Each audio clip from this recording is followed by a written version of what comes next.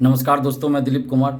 दोस्तों, पटना से प्रकाशित एक अखबार में आज बीएसएससी प्रथम इंटर स्तरीय बहाली से संबंधित खबर छपी है, जिसमें दो तरह की बातें कही गई हैं। यानी कि एक तरफ तो कहा जा रहा है कि नवंबर में काउंसलिंग करवाएंगे, और दूसरी तरफ ये भी कहा जा रहा है कि 1218 अभ्यर्थियों का रिजल्ट इस महीने के अंत तक घोषित किया जाएगा।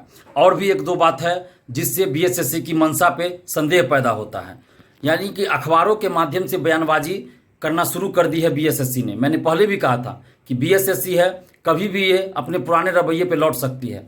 तो बीएसएससी को ये अब समझ में आ जाना चाहिए कि इस तरह से पेपरबाजी करने से कुछ नहीं होगा। और आप चाहेगा कि पेपरबाजी करके छात्रों को हम दिग्भ्रमित कर दे और छात्रों के आक्रोश को शांत कर दे, तो ये सब होने वाला नहीं है। बीएसएससी को हर हाल में नवंबर प्रथम सप्ताह में काउंसलिंग शुरू करवाना होगा। और ये पेपरबाजी करना छोड़ दे, बयानबाजी करना छोड़ दे बीएसएससी के सचिव और अध्यक्ष। ये मत भूले कि उन्होंने ही नोटिस जारी किया था कि नवंबर प्रथम सप्ताह में काउंसलिंग शुरू होगी। अगर नवंबर प्रथम सप्ताह में काउंसलिंग शुरू नहीं होती है तो इसका गंभीर परिणाम बीएसएससी के सचिव और अध्यक्ष को भुगतना पड़ेगा, क्योंकि अब छात्र जो है रुकने वाले नहीं हैं। हम भी अब बिहार के छात्रों को नहीं रोकेंगे, छात्रों को जो करना होगा करेंगे।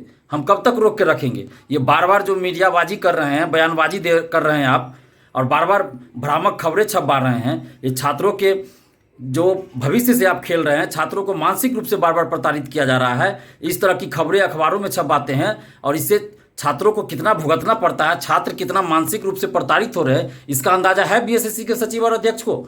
सुबह से जब से अखबारों में ये खबर छपी है और उसका सोशल साइट पे जब से आया है, यूट्यूब पे चला है, तब से हजारों अभ्यर्थियों का फ़ोन मेरे पास आ चुका है। और हम फ़ोन रिसीव करते करते तंग आ चुके हैं। इतने अभ्यर्थियों का फ़ोन मेरे पास आया है। और ये बीएसएससी के सचिव और अध्यक्ष को इसकी चिंता नहीं है कि इस तरह की खबरें छपवा के आप जो है सो छात्रों को एकदम दिग्भ्रमित कर रहे हैं और उनको प्रताड़ित कर रहे हैं। तो ये जो खेला आप लोग खेल रहे हैं बार बार, और छात्रों के भविष्य से खिलवाड़ करना बंद कर दीजिए।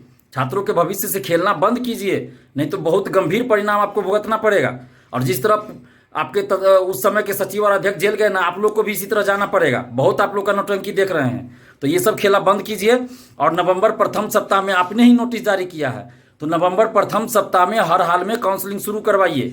अब कैसे शुरू होगा ये आपकी जिम्मेवारी है। और ये 1218 अभ्यर्थी जो हैं उनका मुख्य परीक्षा आप ले रहे हैं 18 अक्टूबर को, तो इसमें कौन सी बड़ी बात है?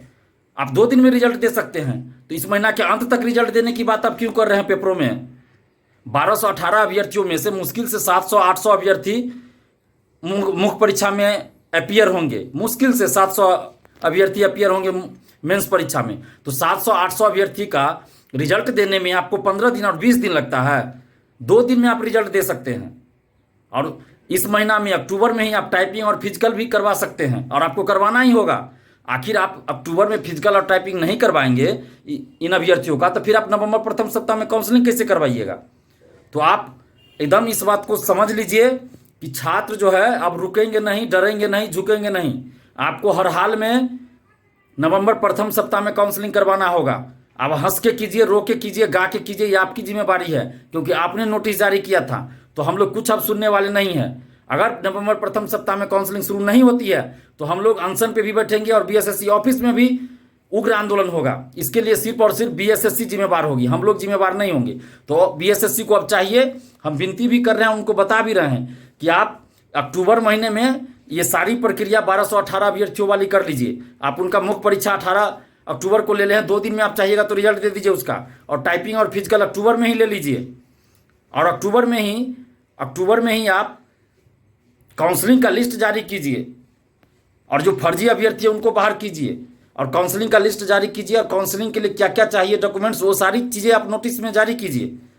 नहीं तो फिर आग लगने के बाद कुआं खोदने वाली बात नहीं होनी चाहिए कि नवंबर प्रथम सप्ताह में काउंसलिंग शुरू करवाएंगे, और नवंबर प्रथम सप्ताह में आप कहिएगा कि डॉक्यूमेंट्स के बारे में सोच रहे हैं कि क्या डॉक्यूमेंट्स लिया जाए, काउंसलिंग में क्या मंगाया जाए, और रैंक लिस्ट जारी कीजिएगा। तो ये सब नहीं होगा। आग लगने पर कुआं खोदने वाली बात नहीं होनी चाहिए। आप नवंबर प्रथम सप्ताह में काउंसलिंग करवाइएगा, तो उससे पहले यानी कि अक्टूबर में सारी प्रक्रिया आप पूरी कीजिए। नहीं तो फिर उग्र आंदोलन होगा बीएसएससी ऑफिस के अंदर, जिसके लिए आप लोग खुद जिम्मेवार होइएगा। और सभी परीक्षार्थियों से भी हम आग्रह कर रहे हैं कि आप लोग एकजुट रहिए, और एकजुट होकर सोशल साइट्स के माध्यम से अभी आवाज़ उठाते रहिए। और जब भी ज़रूरत होगी, जब भी डेट का अनाउंस होगा सर्वसम्मति से, उस डेट पे सभी लोग आइए। घर बैठे रहने से अब काम नहीं चलेगा। नहीं तो ये बीएसएससी देख ही रहे किस तरह का रवैया अपना रही है। तो बार बार इस तरह जो है छात्रों के साथ जो खेल खेल रही है बीएसएससी, तो इसको अब करारा जवाब देना पड़ेगा। इस बीएसएससी को करारा जवाब देना पड़ेगा। ये लोग ऐसे अब मानने वाला नहीं है। हम लोग बहुत बर्दाश्त करके रह रहे हैं, बार बार चेतावनी दे रहे हैं, बार बार आगाह कर रहे हैं, बार बार समझा रहे हैं बीएसएससी को, फिर भी ये बीएसएससी जो है ये रंगदारी और गुंडागर्दी पे उतर आई है। ये छात्रों के भविष्य से खिलवाड़ कर रही है। रोज मानसिक रूप से प्रताड़ित किया जा रहा है। कुछ से कुछ नोटिस जारी करते, कुछ से कुछ खबर छपवा देते हैं। ये कोई तरीका होता है? 2018 से आप खबर छपवा रहे हैं कि हर महीने की, अगले महीने CGL 3 की वैकेंसी आएगी, आज तक वैकेंसी नहीं आई।